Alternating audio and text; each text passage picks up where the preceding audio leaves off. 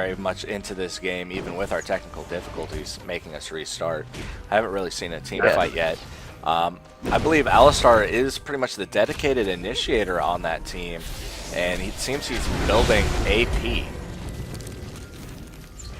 That seems a little kind of weird. Yeah, it was really weird to us too, because we're like, well, you know, AP Alistar isn't really good anymore. I mean, it kind of got nerfed after we saw DreamHack and Shushay from Fnatic just absolutely tearing everyone apart with Oh, we see some initiation on Alistar here. Alistar's going down. Jarvan ulti on 4 people. Can they make it out? Jarvan will be taking lots of hits. He may be going down. He will be going down. Love Shard also going down. That seems a little suicidal. Was lag. If I remember correctly, his excuse was, "I'm lagging," and I told him, "Get the hell off that wooden computer that you have." Yeah, I believe I made a comment in an earlier game that we're having a fundraiser for a new Etch-a-Sketch. I'll put money towards that. You see that middle lane's uncovered, taking some hits, but bottom actually going down. Karthus going to be able to get a little bit more farm. You notice that Anivia has a little bit less farm than Karthus, but Karthus is constantly having to go back. You see some pings on Karthus, trying to get an attempted gank off. Don't believe it's going to happen. Yeah, I just saw you take a lot of damage there from Vlad as you're moving to mid, and you're just trying to haul ass away and get away from him. And you'll see Jarvan come right around this corner and kill me. See? Oh wow, there he is. Did I call that? See, my plan was like, oh, this is a good idea. I'm going to escape. No one's going to come this way. Oh, hi, Jarvan. Oh, that is unfortunate. Yes, very much so. You think your great escape route just goes wrong. Luckily, you guys just got Dragon. That's a 12-minute Dragon. That is pretty early considering. Pretty early. And we're going to see Dragon come back up. 6 minutes. Yep. Around the 18-minute mark, it will be coming back up. Remind you that everyone, it will be getting 190 gold. That's global gold. That's around 800 gold for the team. Plus 25 for the person who actually got the killing blow. Yep. And so it's 2-3, not in your favor. However, that Dragon more than evens up the odds, especially when combined against that global gold of the tower gone in bottom. We have Hero going back, finishes up his Sheen, picks up some boots. Can't remember if he had those before. And he's going to go right back out on the warpath. I want Hero to stop going back, just in general, because it drags focus away from whatever I'm looking at the time. I know. Just be like, stop. Just like, stop the game. Just stop it. Just go back in time. Yeah. Now you see Anivia with red buff, because that's very key. Anivia with red buff is obviously the best thing in this world. But she does actually have a blue buff, so that is going to put her in an advantage against a Vladimir. Oh, definitely. You see many... Oh, I'm going to bring attention to middle real quick. You see middle at half, only me defending is Swain. We got Karthus, Jarvan, and Tristana there, along with Alistar now. You see an arrow hitting Jarvan. Jarvan will be going down. Oh wow! No, he will not. Lee Sin taking a ton of damage health. Lee Sin, yes, dying from all that massive damage in CC. I'm gonna take a look at what actually killed Lee Sin there, and as everybody can see, there was a lot of damage going around there. Headbutt 16% and Defile at 20% being the two heavy hitters there. Tristana getting in 23% off of her basic attack, melted through him like butter, and he was unable to bring down Jarvan. Yes, very much so, and you will see top B going down from the amazing auto attack spam of Anivia and those OP minions. I'm telling you, Riot Games gotta nerf those minions, man. They're too strong. Just like Baron. Purple caster minion. Dude's crazy. Purple caster minion. Have you heard of that website called Akinator that will guess whatever you say? Like, I guessed, I like thought of Dan Din from EG, and it guessed that player. I was like, what the hell is this? That Get out is of my strange. head. I will show you that website after this. It is very weird. I will post a link in the show description here. I always like playing with weird very websites. It's definitely creepy, because you think they're in your head. Well, as long as it isn't creepy in the sense of Tub Girl, I think it's safe for the Fever cast there. Yeah.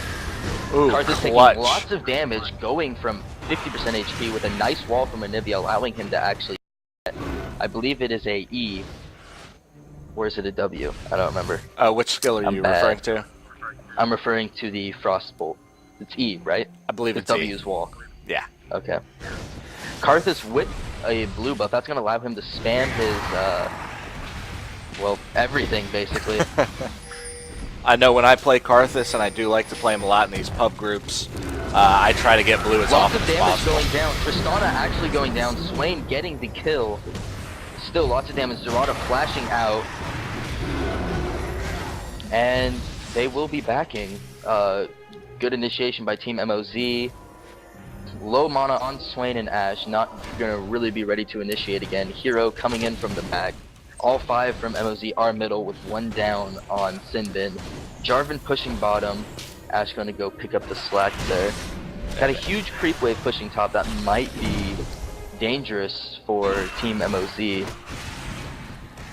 And it's really, really important to bring your team mid when the 2 side lanes are pushed in your favor. If you have those tower down, you can really just abandon your tower for a couple of seconds because it's key for your opponent to keep their middle tower up above all else. Yeah, and middle's where it's at. Oh yeah. So if you can deny them that, you will definitely gain the advantage. Middle getting harassed there. It looks like they will be backing out, as well as 2 of our people mid. Yep. Dragon will be coming up roughly a minute, I believe. It was killed around the 12-minute mark. So what we're going to see probably is on your team, if you guys are as good as you say you are, you're keeping track of this and you're going to try to maneuver people into position down by Dragon. Hopefully. I don't remember how this game went. There is 4 mid. Good luck 1v4 Swain there. will be getting died. Jarvan actually taking a lot of damage before he gets out of there. Not really building tanky again. He really only has his Madrid's Razors, not Blood Razors. Madrid's normal Razors, which now allow him to do 500 damage on a 15% chance. Yeah, between that with, and Alistar's 3 Doran's Ring there, that is just reckless, I believe. You're really giving up your advantage in your tanky people by not building them that way. Yeah, I agree with you there. You see Anivia taking blue, very key. We did really have 2 people that were really needing blue. Swain is also one of those casters that if he wants to live in a huge team fight, he has to have blue because his mana will run out like that. Don't know if you heard me snapping my fingers, but it's basically how it is. Now, seeing as though you were top lane, why did you pick up the gold per 10 items there? It's actually how I built Swain originally. I used to build him with 2 Philo Stones originally. And then I was like, well, since I can only have 1 gold per 5 item each, and we are taking Dragon around the 18-minute mark when he spawns. Yeah. So we are actually better than what we said. You know, top line, watch out. And this you see Jarvan going up cast towards is not top lane. biased, so we're gonna have to keep that to a minimum. Nah, I'm just playing. Talk But shit. I'm number 1, man. You see a kind of awkward wall by Anivia, but allowing him to get some harass off on Karthus. Yep. I don't know what we were talking about before Dragon, but I felt like it was important and needed to be addressed. Talking shit. A lot of it. Ah, yes. You see top lane taking some hits from 3 people. It will be going down. Not much that we can really do. We have too many people bottom and middle. Not just one lonely Swain can cover everything. Unless this bird turned into like Anivia, then it ain't happening. Now, do you feel? I would say that that tower went down because you went and grabbed Dragon. Do you think that was a worthwhile trade? I don't think it went down because of Dragon. I think it went down because we didn't really have the map control. You see that we mostly have our map control at the bottom lane, where we should be having some of it at the top. I mean, it is a flaw that we're going to have. By the way, Alistar taking lots of damage.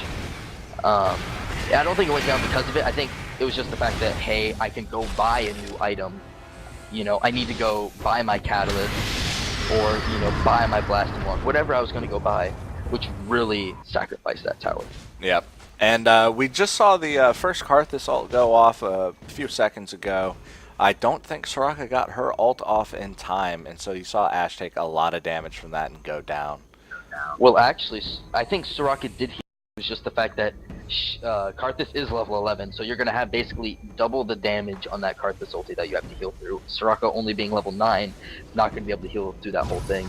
So it did kill Ashe. Ashe was also taking a last second turret hit from the tower, which also enabled that to happen. It looks like you're moving in for an aggressive move on blue here. Being Swain, you want blue. You're going to have Soraka come up, maybe help you out, maybe help scout it out at the very least. She's definitely taking care of that ward there. Yes, you gotta always know your positioning around buffs, while especially in the enemy jungle. Vlad definitely getting out of position here. Hunting down Soraka, taking lots of damage actually. He's not getting away from this, I don't believe. Arrow onto Vlad, he will be going down. Yep, that wall. And Ashe gets the kill. Bottom also getting harassed. Alistar taking tons of damage from Lee Sin. See a never move, missing, flash by Jarvan. And these two will be getting away. Yep. Scot-free. Going back to that Anivia wall there, oh man, that thing is just powerful. You will regret your life. Ashe intercepting right now. Oh, wonderful. Done. Looks like he tried to get a headbutt in there, but he got caught mid-butt. Yeah, it happens. Alistar, not a champion I am good with. If you see me play Alistar, you might want to Q dodge. Thanks for letting me know about that, because, yeah. Well, did you see that rage test that people were posting up on the Fever forums? I mean, I scored 19 out of 20 on that. I didn't see. Yeah, go take it after this. I scored 19 out of 20. The only thing I don't do is go to the forums and bitch about everything. Fair enough. We're going to see a little bit of a push down here through mid, while Lee Sin and Ashe try to keep Tristana on the defensive down in bottom lane. Now let me bring you back to CS once again, comparing the bottom lane to the top, or both bottom lanes, even though it's not really laning phase anymore. But Ashe with 140 CS compared to Tristana's 73. Tristana has 1 kill, Ashe has 1 kill, but also has 4 assists. Also carrying a couple wards, which again, if you're carrying those wards, they can play key. I mean, I always try to keep at least a ward on me sometime. And place it down when I feel it's needed. You see Jarvan sneaking into that bush, but we did see the eye above his head, which does mean he has an oracle. That also just seems aggressive again, considering he's died once. He doesn't really have the gold from that 78 creep score to really put 400 gold into an oracle. I think perhaps it would have been better served on Vladimir. It possibly, but you've also got to think that he does have a GP5 item, and that GP5 item is paid off really quick.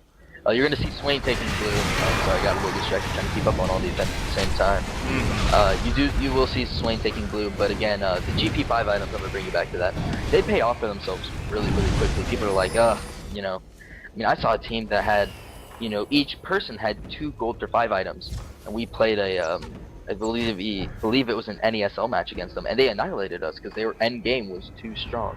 Our farm exactly wasn't too good, and we had no GP5 items. So I've been telling my team, man, if you can incorporate at least 1 gold for 5 item into your build, do so. Are there any champions you would suggest that you don't do that with? I don't really do it on my AD ranged carries like Ashe or Caitlyn, because you should be able to farm well enough with those. The only reason why I get a Philo Stone on Swain and you used to get double, but get a 1 Cage's Lucky Pick, is because that mana will regen so quick. You will see engaging down bottom with Jarvan. Jarvan caught off guard. Will be missing. Hit with that arrow, taking lots of damage. Ignited right now, but he will be making it out. Alistar will be going down. Love Shard gets the kill. That fed Ashe will be determining the game. Yeah, Alistar hitting that ult way too late. Yes, you got to be hitting it around the 50% HP mark, maybe a little bit later. But you will see that Ashe nearly has her fully charged Bloodthirster, which is actually a big, big deal to anyone who has a Bloodthirster. You will see us getting prepped for Baron. We will be engaging. Top will be taking a huge hit from those minions. A 25-minute Baron is extremely aggressive. Were you feeling very confident right now? We felt that we had their main players out of the game, so we would be fine. And we realized that they really didn't have any wards this month.